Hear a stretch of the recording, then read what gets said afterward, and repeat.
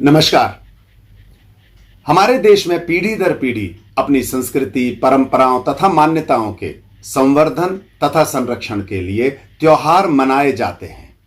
सबसे बड़ी बात कि इन सब का आधार वैज्ञानिक होता है।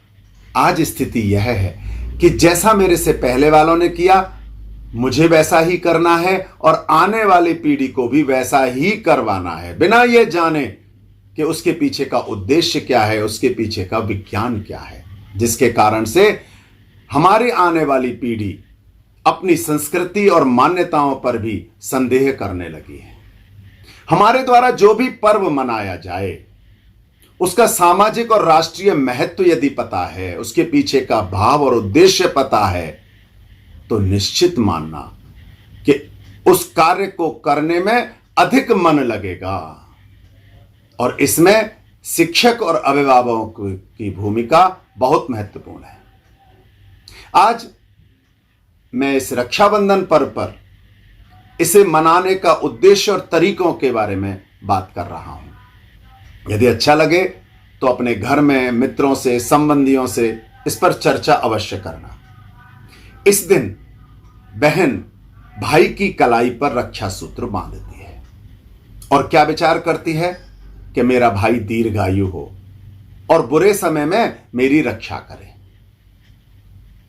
परंतु ऐसा करते समय अब भाव धीरे धीरे क्या बढ़ रहा है कि मुझे महंगी से महंगी राखी खरीदनी है। एक होड़ बन गई है, जो लेटेस्ट डिजाइन की राखी हो, जो ट्रेंड में चल रही है, खूब महंगी हो, वो खरीदनी है। क्यों? क्योंकि अधिकांश का उद्देश्य बन जाता है कि मुझे उसके साथ की सेल्फी या उसके साथ की फोटो मुझे सोशल मीडिया पर अपलोड करनी है, मुझे मेरे लाइक बढ़ाने हैं, फॉलोअर्स बढ़ाने हैं। वो जो भाई के प्रति का प्यार था, उसकी दीर्घायु का, मुझे बुरे समय में बचाने का, उसके परिवार की खुशी का, वो कहीं ना कहीं साइड रह जाता है उस महंगी राखी के कारण। और ये राखियां भी कोई भी भाई कितनी देर बांधता है? 2-4 घंटे या शाम तक। इसके बाद ये सारी राखी उतार करके और स्क्रैप हो जाती है, बेकार हो जाती है। और अगर इसके बदले में हमारी बहनें अपने हाथ से बनी हुई रेशम के धागों की राखी लाएं या कलावा, जिसको मौली भी कहते हैं, अगर वो बांधें, जो सबसे अधिक शुद्ध भी माना जाता है, तो निश्चित मानना कि भाई उसे अधिक समय तक भी पहनेगा और ना केवल पहनेगा बल्कि अपने ऊपर गर्व भी करेगा, देखेगा, बहन को याद भी करेगा, बहन को भी अपने भाई पर गर्व होगा। इन सब बातों को ध्यान में रखते हुए अगर हम करेंगे तो निश्चित तौर पर यह रक्षाबंधन एक औपचारिकता नहीं रह जाएगा, बहन भाई का प्यार नजर आएगा। परंतु देखा क्या जाता है कि उद्देश्य क्लियर है नहीं, तो इसको एक मजाक के रूप में भी कॉलेज और स्कूलों में बच्चे आपस में लेना शुरू कर देते हैं।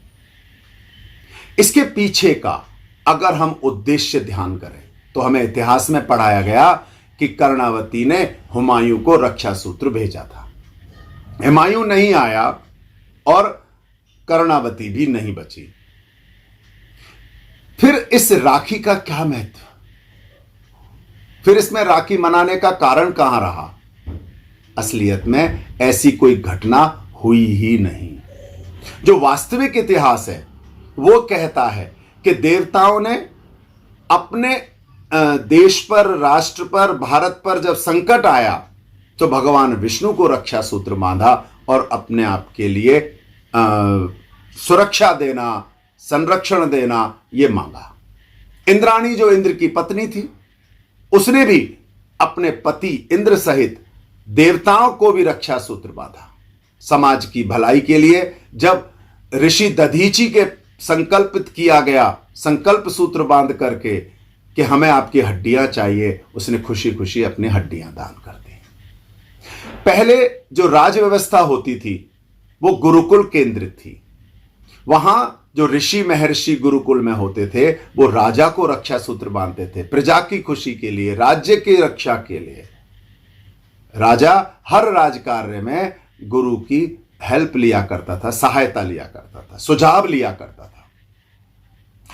अपने घरों में भी अपने कुलगुरु या यजमान घर जाकर के और रक्षा सूत्र बांधते हैं। उनके पर यजमान सुखी रहें, समृद्ध रहे, ऐसा आशीर्वाद भी देते हैं। कई लोग देश में सीमा पर उपस्थित जवानों को राखी भेजते हैं। आज भी किसी भी प्रकार की अगर पूजा है तो उससे पहले पंडित जी वहां उपस्थित सभी जनों को रक्षा सूत्र बांधते हैं, संकल्प सूत्र बांधते हैं, संकल्पित करते हैं।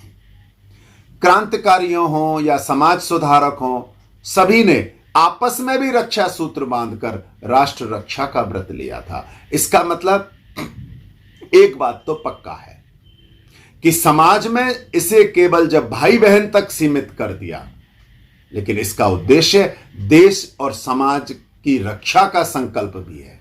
हमारे यहां तो कहा जाता है कि सुरक्षित होने का मतलब है बंधन में बंधा होना, अर्थात जितना बड़ा बंधन उतना अधिक सुरक्षित। जब पारिवारिक और सामाजिक बंधन होता है तो परिवार अधिक सुरक्षित महसूस करता है। कुछ ऐसे भी हैं जिन्होंने परिवार के बंधनों को छोड़ करके राष्ट्र और समाज के बंधन में अपने आप को जोड़ लिया, जैसे स्वामी विवेकानंद, सुभाष चंद्र बोस, अंबेडकर जी, डॉक्टर हेडगेवार जी। ऐसे अनेक लोग हुए हैं जिन्होंने आत्मचिंतन करते हुए भी अपने सामाजिक और राष्ट्र के बंधन को मानते हुए समाज की रक्षा का संकल्प करते हुए आगे बढ़े और समाज में परिवर्तन ला पाए। इस रक्षाबंधन के दिन वसुधैव कुटुंबकम का भाव अपने मन में रखते हुए विश्व की रक्षा का संकल्प लेकर के आगे बढ़ना होगा। समाज के उत्थान की संकल्पना करने के साथ साथ अपने आप को बंधन युक्त करना सही मायने में रक्षा बंधन है। समाज और राष्ट्र की सुरक्षा करना हम सबका दायित्व है। इसके लिए बहन भाई को ही नहीं, पुरोहित यजमान को ही नहीं, सैनिकों, डॉक्टरों, सुरक्षा तथा सफाई कर्मियों को भी जो समाज में सेवा का कार्य कर रहे हैं, उन सभी को रक्षा सूत्र बांधें। समाज के सभी वर्गों के साथ आपस में मिलकर के रक्षा सूत्र बांधें और माता बहनों की रक्षा करेंगे, धर्म की रक्षा करेंगे, राष्ट्र की रक्षा करेंगे, ऐसा संकल्प लें। जब सभी संबंधों की डोर आत्मिक प्रेम और निस्वार्थ भाव से जुड़ी हो जाती है तो स्वयं की और दूसरों की रक्षा स्वतः हो जाती है। इस बार रक्षाबंधन के इस पावन अवसर पर हम यह संकल्प भी करें कि हमें प्रकृति का भी संरक्षण करना है, प्लास्टिक मुक्त देश का निर्माण करना है। सभी को रक्षाबंधन की हार्दिक शुभकामनाएं। धन्यवाद।